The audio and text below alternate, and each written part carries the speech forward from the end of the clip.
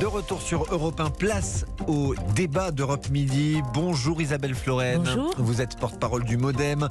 Et face à vous, Jonas Haddad, député conseiller régional Les Républicains de Normandie, vice-président de la Fondation Concorde. Bonjour. Bonjour à vous. Alors, un document sur le budget 2023 a été envoyé aux parlementaires hier. Il prévoit, d'après le calcul du journal Les Échos, une hausse de 15 milliards d'euros de dépenses par rapport au budget de l'an dernier. Le gouvernement envisage de mettre le paquet, comme on dit, sur la formation, le travail et pour l'éducation nationale.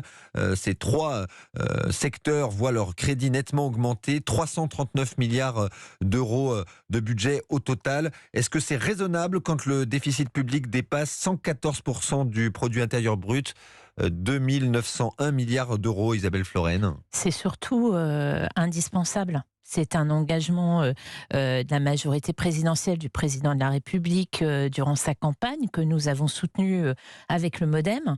Et indispensable, ça fait des années, notamment que sur la question de l'éducation et du salaire des enseignants, nous nous battons pour des revalorisations. Il n'est pas normal que la France paye aussi mal ses enseignants. C'est quand même pas normal de se retrouver dans le peloton de queue au niveau européen. Et donc, un engagement très concret, c'est de dire qu'il n'y aura pas de salaire d'enseignants à moins de 2 000 euros. C'est ce qu'a annoncé le ministre des Comptes publics, Gabriel Attal. Et moi, personnellement, et en tout cas pour m'être battue pendant quelques années sur les bancs de l'Assemblée, sur cette question de la revalorisation des salaires des enseignants, je pense que c'est quelque chose de très concret qui va être visible, sur lequel j'espère qu'il y aura un accord à l'Assemblée nationale, parce que vous savez très bien qu'avec cette majorité relative, il faut trouver des accords, et j'espère que nous les trouverons, notamment avec des députés LR dans les mois qui viennent. En tout cas, sur cette question de l'éducation et question de la formation et question de l'emploi, c'est indispensable pour mener une politique à moyen et long terme en faveur de l'emploi dans notre pays, former des bonnes personnes, revalorisation continue et élargissement encore de l'apprentissage. On veut effectivement arriver à 1 million de contrats d'apprentissage sur le mandat. Je pense que c'est un très bon objectif. On sait que ça a marché sous la précédente mandature, donc il faut continuer dans cette direction. Donc je salue les hausses envisagées. La négociation, elle va s'entamer dès le mois de septembre avec les partenaires et avec la Première ministre, Madame Borne, sur le sujet. Et je souhaite qu'on puisse trouver des accords. Jonas Haddad, vous qui êtes un représentant de la formation avec laquelle la majorité présidentielle trouve des compromis, qu'envisagent de faire les députés, les Républicains face à ce budget de 339 milliards d'euros ? Ils envisagent de faire ce qu'ils ont fait depuis qu'ils sont élus, c'est-à-dire en gros ne pas être une opposition stérile, mais être une opposition constructive. Lorsqu'on n'est pas d'accord, on propose une solution alternative, et très souvent d'ailleurs, le gouvernement adopte notre solution alternative. Ça a été le cas notamment concernant le prix à la pompe. On a d'ailleurs communiqué sur ce sujet, puisque grâce à la mobilisation des députés républicains, les gens vont payer moins au prix à la pompe. Ce qu'on peut relever dans le budget qui a été présenté. D'abord, effectivement, vous le disiez, madame, tout à l'heure, c'est intéressant de voir augmenter le budget de l'éducation nationale, mais attention, en matière d'éducation nationale, le budget ne fait pas tout. Nos auditeurs doivent savoir que le budget de l'éducation nationale, ça a toujours été le premier budget de l'État, depuis des dizaines d'années. La difficulté, et c'est pour ça d'ailleurs qu'on décroche dans les classements, c'est effectivement là où on met l'argent. C'est-à-dire en gros peut-être pas faire comme François Hollande à l'époque, embaucher massivement des enseignants, mais plutôt les revaloriser. Donc ça peut être des points avec lesquels nous sommes en accord. En revanche, là où on n'est pas d'accord, c'est que les sources d'économie restent vraiment mystérieuses pour le moment. Et vous faites écho justement à cet article des Échos. Pour l'instant, les seules réduction de dépenses publiques, notamment sur un train de vie de l'État qui est trop important, qui sont faites, ça va être les réductions sur le plan de relance et sur les aides pour les entreprises qui étaient atteintes par le Covid. À côté de ça, on n'a pas un grand plan de réduction de la dépense publique. Le seul autre plan de réduction de la dépense publique qui est envisagé, c'est de raboter les dotations aux collectivités locales. Pour que nos auditeurs comprennent, c'est en gros retirer de l'argent aux mairies, aux départements et aux régions. Et on n'a pas de plan de dire voilà comment on va faire pour économiser de l'argent.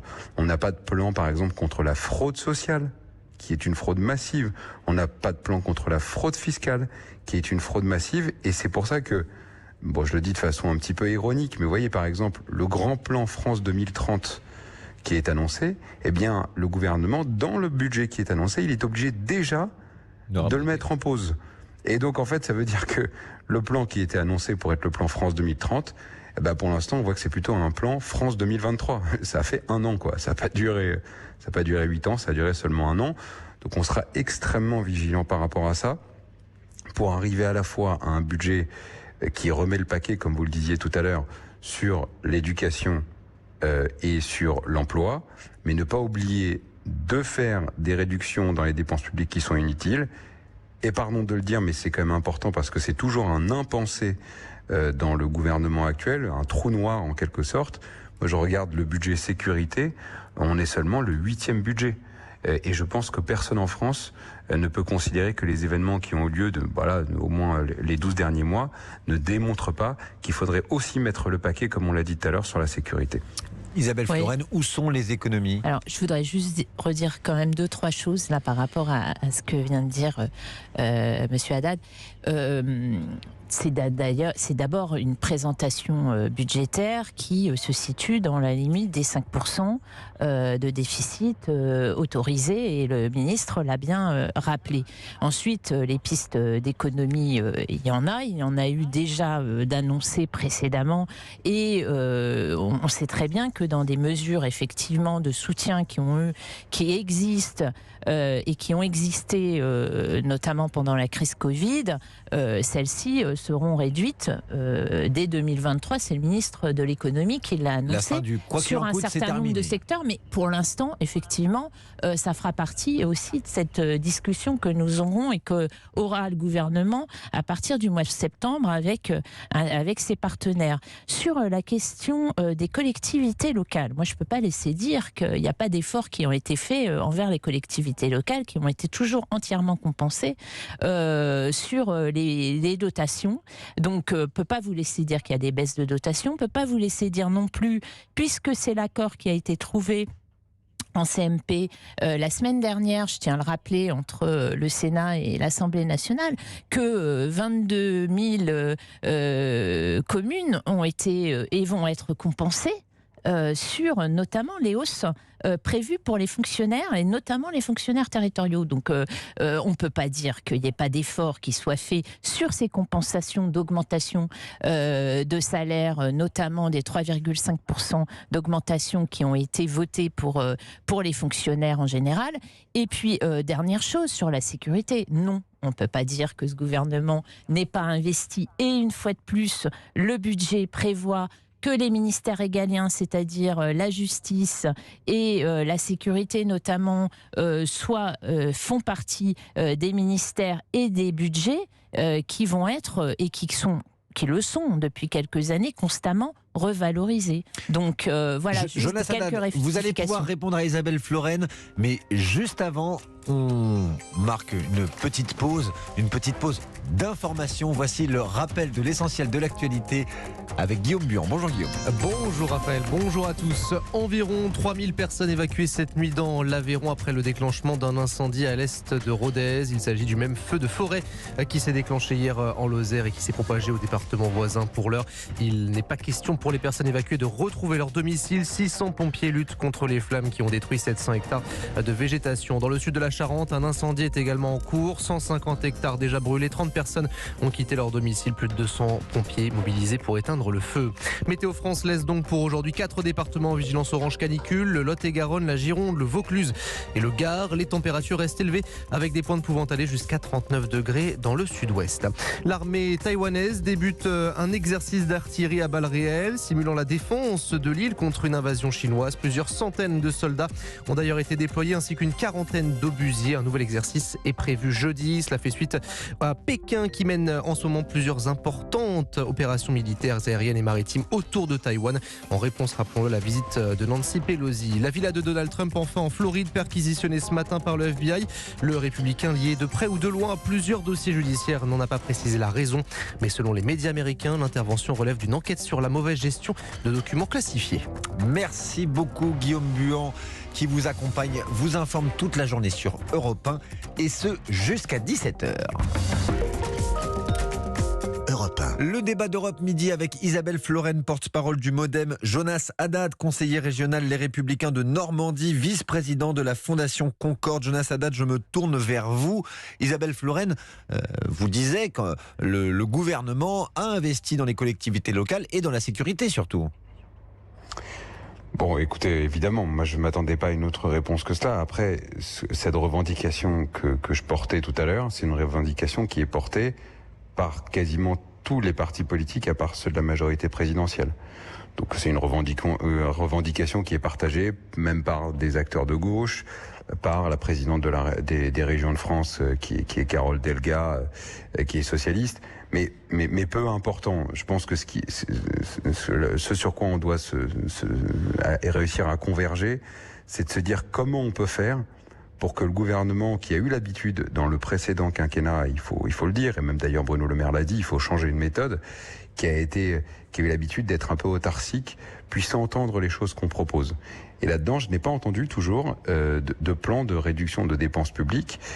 Et pourquoi ne pas saisir au bon les propositions des Républicains? On en a parlé tout à l'heure. La fraude sociale, par exemple, c'est 50 milliards de dépenses en France. Il y a eu des rapports qui sont très clairs là-dessus. Des millions de personnes disposent de cartes vitales alors qu'ils ne vivent plus en France ou alors qu'ils n'existent même plus, qui sont déjà décédés. Alors Jonas Haddad, vous avez réussi à imposer au gouvernement la création d'une carte vitale biométrique. 20 millions de crédits ont été accordés dans le dernier projet de loi de finances rectificative. Ce grâce au sénateur Les Républicains, Bruno Retailleau en tête. Absolument. Et en fait, c'est sur des démarches comme ça, on appelle ça un peu des démarches commando, vous voyez. On sait qu'on ne pourra pas bouger globalement la ligne du gouvernement sur un certain nombre de choses. Je vous parlais tout à l'heure de la sécurité, on a essayé. Il y a même des ministres, entre guillemets, de droite qui y sont. Mais au final, en fait, tant qu'au niveau du chef de l'État, ça ne bougera pas dans sa tête, ce sera compliqué. Mais sur ces sujets, on va pousser ces amendements. Vous verrez par exemple, et nos auditeurs le verront à la pompe, à la rentrée, il y aura des baisses sur le prix à la pompe. À côté de ça, il faut faire extrêmement attention aussi au dosage de la suppression des aides. Vous savez, les 2 dernières années, ça peut paraître assez contre-intuitif, il y a eu seulement 35 000 faillites par an, alors que d'habitude, il y en a 70 000. Et si on retire, pour prendre une image un petit peu dure, mais si on retire trop rapidement la perfusion, eh bien on peut avoir un mur des faillites qui va être compliqué. Je rappelle qu'aujourd'hui, c'est beaucoup plus compliqué d'emprunter de l'argent pour les entreprises, et les entrepreneurs qui nous écoutent le savent. Et donc, il faut être peut-être un petit peu plus doux sur la façon dont on retire la seringue qui a permis à nos entreprises de survivre et donc de continuer à avoir de l'emploi. Voilà. Et à côté de ça, et moi je le dis très clairement parce qu'on n'est pas des opposants bêtes et méchants, moi je pense qu'il faut saluer ce qui est fait en matière d'emploi, parce que aujourd'hui le principal problème des gens, c'est pas de trouver un travail, globalement en tout cas, c'est notamment aux recruteurs de recruter. Et on le voit tous autour de nous, et avoir un grand plan massif pour que le recrutement soit plus facile et une incitation à reprendre un travail, parce que le rapport au travail a beaucoup changé après le Covid, avec l'émergence du télétravail et ce rapport au travail qui est fragmenté. Ça, c'est quelque chose de bien sur lequel on pourra apporter notre pierre à l'édifice. Isabelle Florennes. Oui, alors moi je voulais juste revenir sur 2-3 choses qu'a dit Monsieur Haddad sur la fraude sociale. C'est pas un sujet nouveau, et le gouvernement et les parlementaires se sont attaqués au sujet déjà depuis quelque temps avec des missions parlementaires, et maintenant une lettre de mission ministérielle qui est en cours, avec un plan justement qui est en cours. Il faut cependant, je crois, vraiment être très très prudent avec les chiffres annoncés, et les chiffres que vous annonciez, monsieur, malheureusement ne sont pas justes, me semble-t-il. Donc moi je me garderai bien. Ils sont très très difficiles à évaluer. Je connais les missions parlementaires qui ont travaillé depuis de longues dates sous cette dernière mandature sur ces questions, notamment au Sénat, et je voudrais dire juste inciter à la prudence. Il y a une mission ministérielle qui va être lancé visiblement, et un plan qui est en cours. C'est un sujet sur lequel parlementaires et gouvernement travaillons. Il n'y a que 3000 cartes en trop selon les chiffres de la CNAM. Hein. Donc c'est pas non plus les millions annoncés pour les cartes vitales. Donc il faut vraiment se garder de ces chiffres et l'estimation de la fraude. L'estimation de la fraude, et ça c'est les parlementaires et le ministère, est en cours. Donc franchement, moi j'ai vu beaucoup de choses circuler sur ces sujets et qui sont fonds. Mais je voudrais rajouter, parce que M. Haddad a eu l'occasion de s'exprimer, simplement sur la méthode. Évidemment, je crois que le gouvernement a fait preuve et fait preuve actuellement grâce à ces consultations. Elisabeth Borne a commencé à consulter l'ensemble des responsables de partis et de groupes parlementaires pour justement, tout à fait d'accord, changer de méthode avec les politiques, changer de méthode avec les groupes parlementaires, changer de méthode à l'Assemblée nationale. Mais je suis d'accord avec mon contradicteur, ou en tout cas avec le débatteur. Il faut aussi changer de méthode avec les collectivités, faire beaucoup plus dans cette concertation nécessaire que nous avions souhaité et qui avait été souhaitée lors du grand débat dès 2019, mais qu'il faut absolument refaire et en tout cas mettre en place cette meilleure écoute, je crois, du terrain, avec cette décentralisation et ces étapes de décentralisation qui sont absolument nécessaires, et que personnellement et aussi avec le parti auquel j'appartiens, le MoDem, nous prônons depuis des années, c'est-à-dire cette concertation avec les collectivités, avec les acteurs de terrain, que ce soit les communes, les départements ou les régions. Et en cela, je rejoins complètement Monsieur Haddad. C'est un changement continuel de méthode, de s'approcher au plus près du terrain pour prendre les décisions. Jonas Haddad, vous êtes conseiller régional des Républicains de Normandie, vice-président de la Fondation Concorde. Vous n'êtes pas d'accord avec Isabelle Florennes sur le montant, la facture de la fraude sociale. C'est vrai que c'est difficile de se faire une idée précise par définition, puisque c'est de la fraude. Hein. Oui, mais bon, je pense qu'on n'a plus le temps de tergiverser avec ces sujets-là. Vous savez, le gouvernement a une fâcheuse tendance, lorsqu'il y a une difficulté, à lancer une concertation, un plan, une mission, une lettre de mission, une mission de lettre. Je pense que sur ces sujets-là, il faut trancher. Pourquoi ? Parce que, en fait, on n'a plus le temps.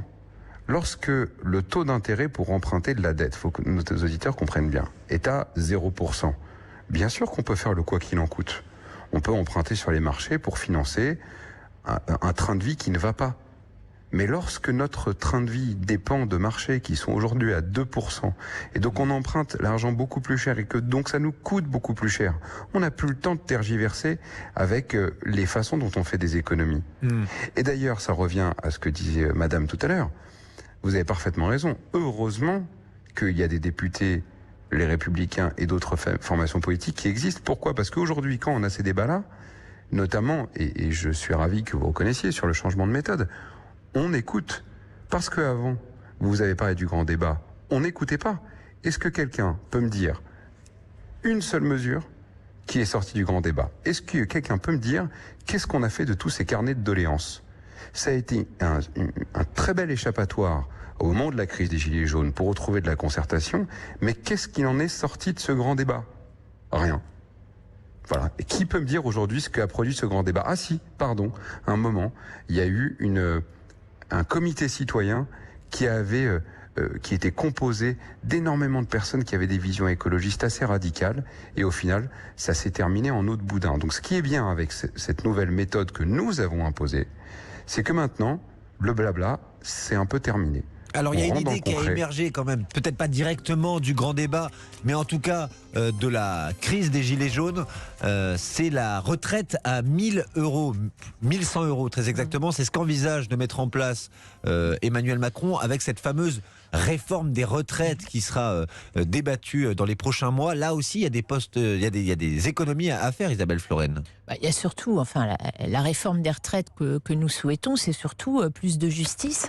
Vous parlez de la revalorisation de la retraite minimale à 1 100 € et c'est aussi plus de justice et nous l'avons suffisamment dit pour les femmes, pour les carrières hachées, pour des carrières longues qu'il faut absolument maintenir et donc avoir un certain nombre de critères de pénibilité sur les carrières longues et sur les carrières hachées.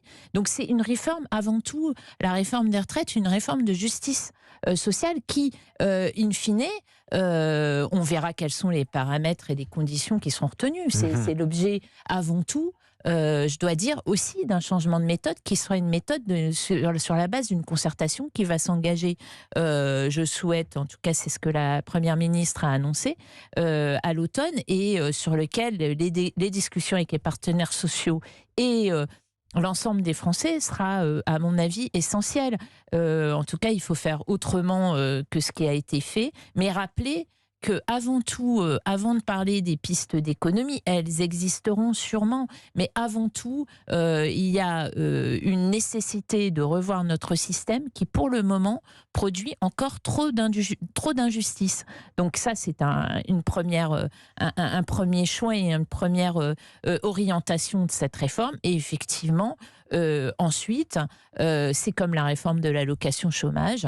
C'est des pistes, effectivement, d'économie qui sont envisagées, qui vont l'être et qui vont être mises sur la table avec les partenaires sociaux.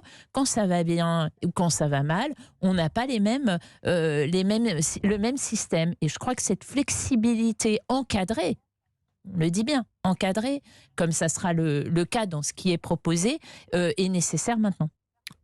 Nous reprenons notre conversation après une courte pause sur Europe 1.